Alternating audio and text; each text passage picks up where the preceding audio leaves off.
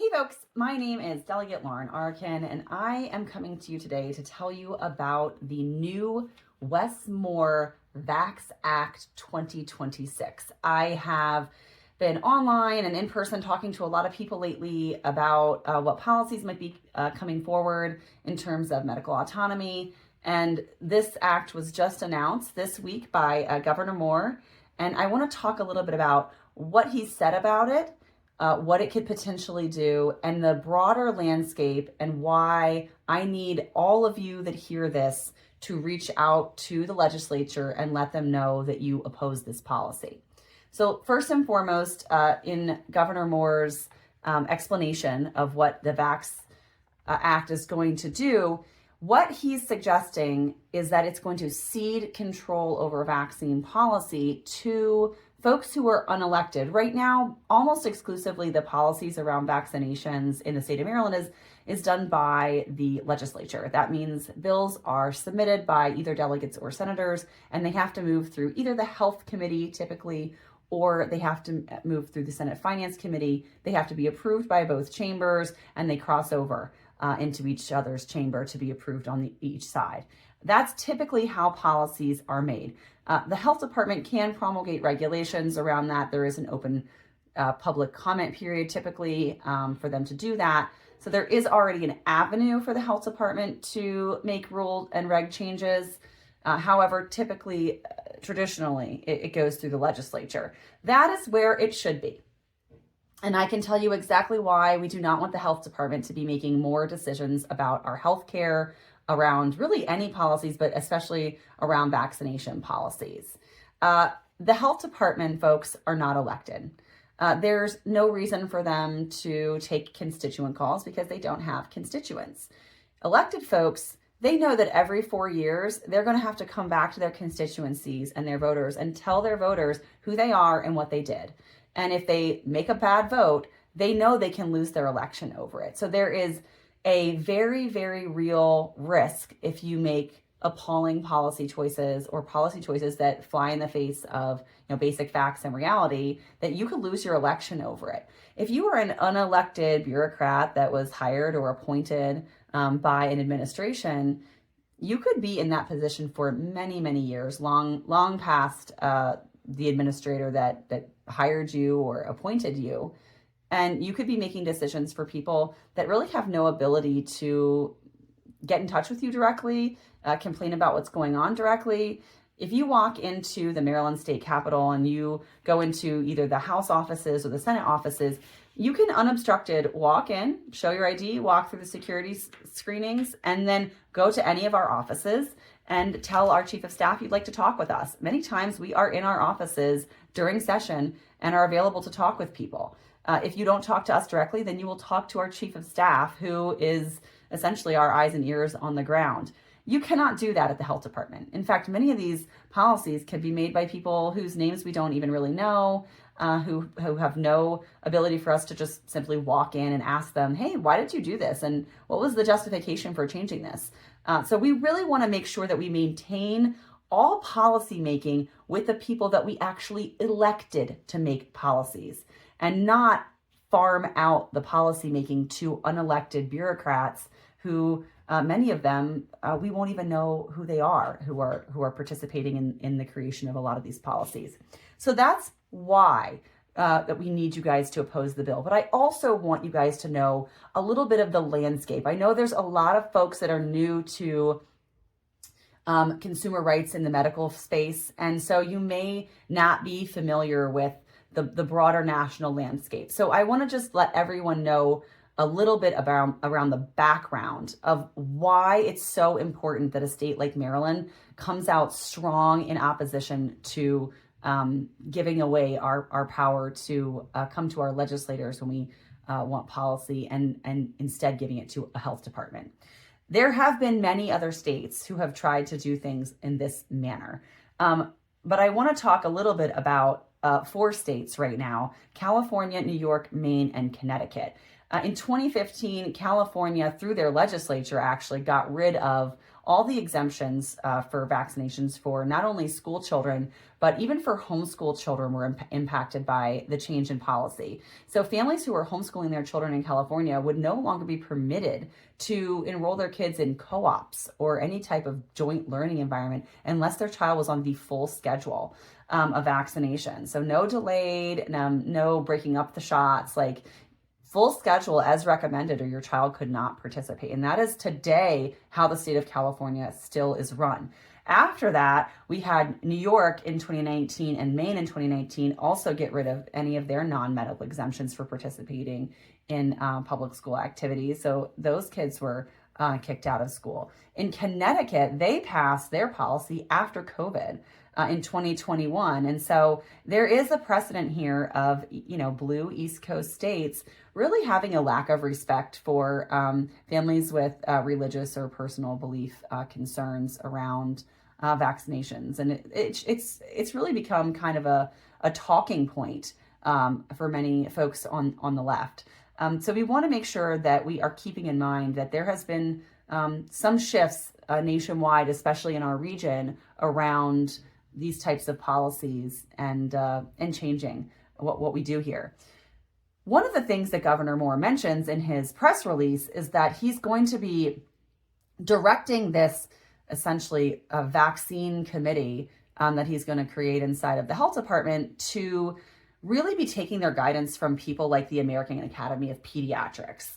I want to just tell people a little bit, because folks may not know that the American Academy of Pediatrics is like a trade organization. It is not a research-based, nonpartisan organization. It is a trade organization, just like many of the other organizations that he mentions in his press release. So their actual motives and goals are to protect the trade of being a pediatrician.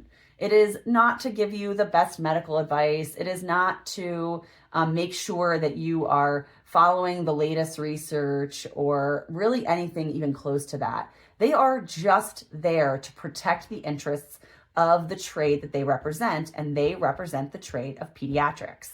So keep that in mind when I'm talking through some of these interesting policy positions that the American Academy of Pediatrics supports that you may actually very much disagree with. In fact, many of them appear to most of us as anti-science.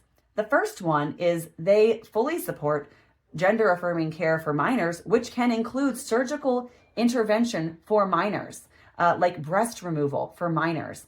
Obviously, we're looking at some folks that very much are lacking a long-term thought process about the type of permanent damage that they could be putting on these poor children. They also oddly have very strong recommendations around COVID-19 vaccination for low-risk children. Obviously, that flies in the face of the directions of almost every European country, very few of which followed that guidance during COVID, and definitely do not follow that guidance today. They have a position that we should have our children's mental health screened in schools, and that schools should be essentially like the first line of defense, not the parent, the school. They also are very supportive of minors getting care for sexual health, contraception, and abortion counseling, and sexually transmitted diseases without their parents' knowledge or consent. So they also believe that climate change is a pediatric health emergency. So there's a lot of beliefs here with the AAP that I don't think is founded in real science and flies in the face of, I think, the beliefs of the vast majority of parents in the state of Maryland and elsewhere. So that is the organization that Governor Moore is suggesting that the health department look to when creating healthcare policy for our children in his Vax Act 2026. So my main concern is that it is inappropriate for the state of Maryland to move in a direction where it's taking the power away from the duly elected legislators and giving it to folks who we really don't know who these people are. They could change at the drop of a hat. They could be there for decades. And there's very little recourse to the public to change who's making these decisions because they're not elected. So that is my main concern. Additionally, there's been some very disturbing rhetoric out of much of the left lately about completely ignoring the CDC. You can't trust anything coming out of the health secretary. Nothing that he says is real or true. I find that's very short-sighted. You guys will remember that during COVID, we were told, trust the science, trust the CDC. The CDC is right about everything. And that turned out to be, not true in many cases. They were often pushing policies that were not nonsensical and anti-science. But at this point, it's very odd to have the very same people who were just a few years ago telling us we can never do anything unless the CDC says it's safe and effective, to now be saying, believe nothing that the CDC says, everything they say is a lie.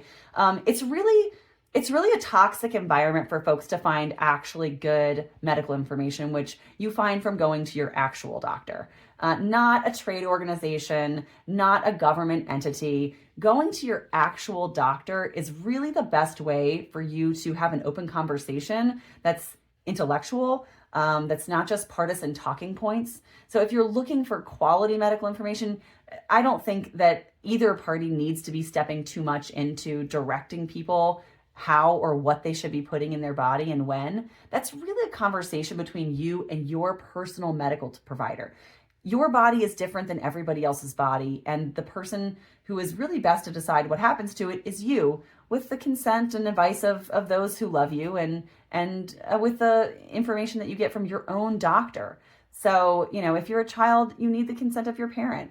And if you're an adult, look to the advice of your own physician who is familiar with you specifically and your medical history. I think we need to get to a point in our country, and especially in our state, where we are looking at individualized medical care. No more of this one size fits all, everybody's the same, because it's factually inaccurate. And next generation medicine is not going to be medicine that is one size fits all. We have the age of AI coming, like it or not, and it is going to change the way we do medicine. And so we really need to do away with these excessive, overarching policies being shoved down our throat, and have our doctors focus just on us as individuals. And so my ask for the legislature is to maintain control of policymaking. We were elected for a reason. And my ask for the public is, please reach out to everyone on the Health Committee, on the Senate Finance Committee, and let them know that you oppose Governor Moore's Vax Act of 2026, because it's not necessary. We would rather have our elected officials, the people that are the closest to the ground, the closest to the grassroots, and the closest to the voters, making policy decisions. Nobody that's unelected should be making big policy decisions for the state of Maryland. So God bless you all. Keep their phones ringing, fill their voicemail boxes up. They need to hear from us so that they can know that we don't need this policy. This is not necessary, not helpful, and could in fact harm a lot of folks in the state of Maryland.